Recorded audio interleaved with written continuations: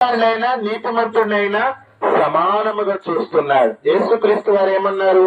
నేను పాపి కోసము బలి అవుతున్నా, ఈ రక్తాన్ని పాపి కోసము చిందిస్తున్నా. కాబట్టి దేవుడు మనలందరి సమానముగా చూస్తున్నాడు. మనమే మనుషులమే వేరుపరుచుకుంటున్నాం. వీడు ధనవంతుడు, వీడు పేదవాడు, వీడు నల్లవాడు, వీడు తెల్లవాడు, వీడు ఉన్నోడు లేనోడు. కానీ దేవుని దృష్టిలో అది కాదు. దేవునికి ఇష్టమైన కార్యాలు 3 విషయాలు చెప్తాను. ఏంటో తెలుసా? బాగా ఇష్టమైన విషయాలు ఏంటంటే, నీ ఇంటి పొరుగు వారితో, నీ ఇంటి చుట్టుపక్కల ఉన్న వాళ్ళతో, నీ బంధువులతో, నీ మిత్రులతో, ఎవరైనా కానీ వారితో సమాధానముగా ఉండటమే దేవునికి ఇష్టమైన కార్యము. అవునండి. నీ ఇంటి పక్కల వాళ్ళు, వెనక గాని పక్కన గాని ముందు గాని ఎవరైనా ఉంటే వారందరితో నువ్వు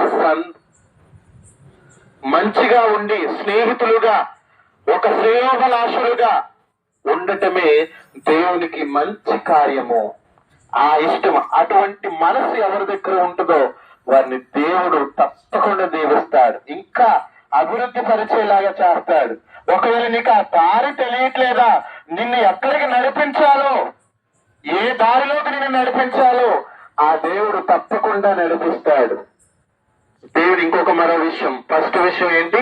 నీ ఇరుగు పొరుగు వారితోటి సమాధానముగా ఉండటమే దేవునికి మంచి కార్యము, చాలా ఇష్టం. అదే విధముగా భార్య భర్తలు పొందుకగా ఉండటమే దేవునికి మరొక ఇష్టమైన కార్యము. మరొక ఇష్టమైన కార్యం ఏంటి అంటే, నీ భర్తను, నీ భార్యను, నీ పిల్లలను దేవునిలో సక్రమముగా చిన్నప్పటి నుంచి దేవుని భయములో, దేవుని కాపుదలలో పెంచుకొని నువ్వు కూడా తప్పిపోకుండా నీ కుటుంబాన్ని కాపాడుకోవడం దేవునికి మంచి ఇష్టమైన కార్యము. ఈ 3 విషయాలు ఎవరైతే ఏ కుటుంబంలో ఉంటాయో ఆ కుటుంబంలో మనుషులు దేవునికి ఇష్టమైన పిల్లలుగా ఉంటారు. అమ్మా, పెద్దవాళ్ళమైన మనము చిన్నవాళ్లకు ఆదర్శంగా ఉండాలి. పిల్లలు ఎక్కడో చూసి నేర్చుకోరు, మన దగ్గర చూసే నేర్చుకుంటారు. అవునా కాదా? దేవునికి 3 విషయాలు ఇష్టమైన విషయాలను మీకు తెలియజేశాను.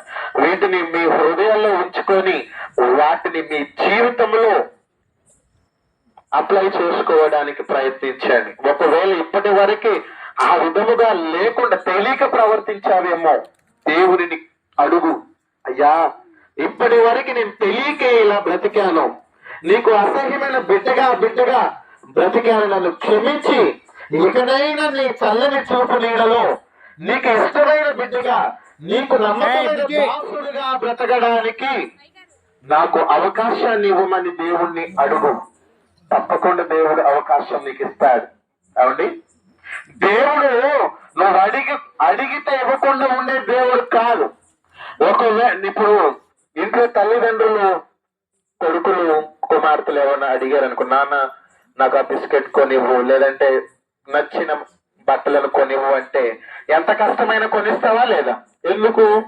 నీ పిల్లలు కాబట్టి, నువ్వు తల్లిదండ్రులు కాబట్టి, నీకు బాధ్యత ఉంది కాబట్టి నువ్వు చేస్తా ఉంటావు. అవునా కాదు? కానీ దేవుడు ఈ సృష్టిని సృష్టించి ఈ అంతటి నడిపిస్తున్న దేవుడు నువ్వు అడిగితే ఇవ్వడంటావా? ఇస్తాడు, తప్పకుండా ఇస్తాడు. దేవుడు నువ్వు అడగాలే గాని దేనినైనా కుమ్మరిస్తాడు. అది నీకు అడగటం తెలియట్లేదు, దాన్ని ఎలా పొందుకోవాలో తెలియట్లేదు. కాబట్టి దేవుడు నువ్వు ప్రార్థించి పొద్దున్నే లేచి, నా కుటుంబానికి ఇది కావాలయ్యా, నా పిల్లలకి ఈ విషయం కావాలి, నా భర్తకి ఇది కావాలని ప్రార్థించి మోకరించి ప్రార్థించు. మరొక రోజే దాని ఫలితాన్ని నువ్వు చూస్తావు. మాట్లాడితే నోరుండి మాట్లాడలేని దేవుడు కాదు, చెవులుండి నీ ప్రార్థన వినలేని దేవుడు కాదు, కళ్ళుండి చూడలేని దేవుడు కాదు. నువ్వు నమ్ముకున్నది సజీవుడు, ఇప్పటికి కూడా. ఒకసారి 11వ కీర్తన